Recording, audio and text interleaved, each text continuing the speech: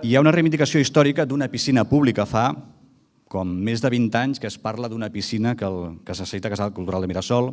Nosaltres estem treballant molt en veure com i de quina forma podem portar nens a jugar a futbol, perquè només tenim un camp de futbol. Si hi hagués un gimnàs, si hi hagués una piscina, crec que podíem atreure molta més joventut. Jo crec que passa per tenir una ciutat molt més compactada, que els districtes puguin gaudir dels mateixos serveis, que puguin tenir els mateixos drets que tenen els ciutadans i ciutadanes de Sant Cugat que viuen al centre i que paguem els mateixos impostos. No hi ha un teixit social a Mirasol que d'alguna manera fomenti la creació d'entitats esportives i que d'aquesta manera, d'alguna manera o d'una altra, l'Ajuntament es veurà forçat a portar instal·lacions esportives aquí. I comencem ara amb el segon bloc, que és el Casal Cultural de Mirasol, un equipament que es va inaugurar al desembre de l'any 1992.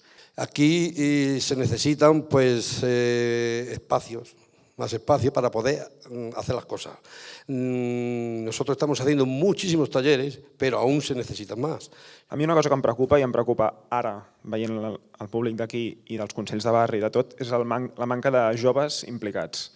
Això és una cosa que és bastant important a l'hora de redinamitzar la vida de barri i penso que s'hauria d'aprofundir en fer coses atractives pels joves. La dinamització, segurament, de les activitats que es fan ara sí que tindria de venir més de la ciutadania que hi viu a Mirasol. Si es pogués aconseguir que la ciutadania s'impliqués més, segur que l'activitat del casal estaria més dinamitzada del que està ara. És possible que es podrien millorar algunes coses.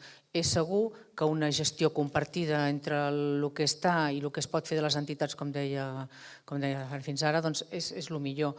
Però el que està clar és que no pot morir i s'ha de fer, i s'ha de pressupostar i s'ha de donar les partides necessàries perquè això continuï vivint. Hi ha etapes amb més participació, d'altres amb menys, però jo penso que hi ha gent en el barri que treballa moltíssim i que estan aquí.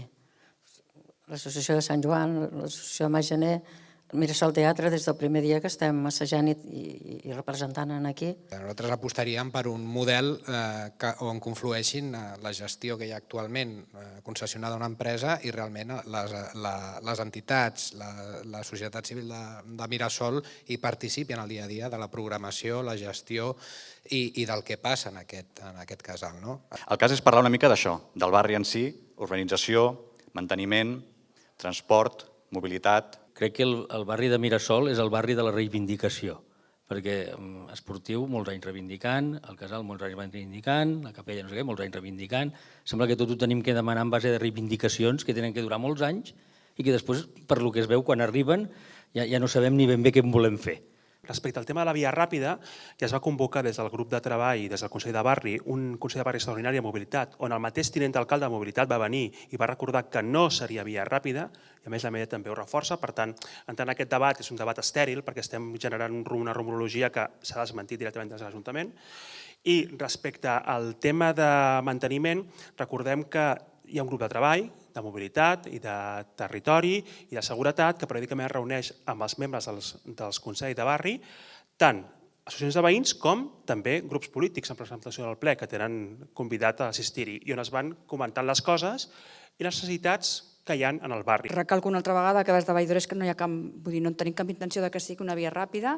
Les vies de més velocitat de Valldoreix són d'un 40%, de la mateixa manera que és mossèn Cinto Verdaguer. Després ja ve el que cada persona individualment respecti o no les senyals de tràfic o el que sigui la via. Però de totes maneres crec que tots els vinguts de l'Avinguda de Baixador sortiran beneficiats de viure en un carrer amb tot de pols i que la casa que cadascú tindrà segur que revaloritzarà molt més tenint una via de pas que no una via tal com està ara, sense urbanitzar.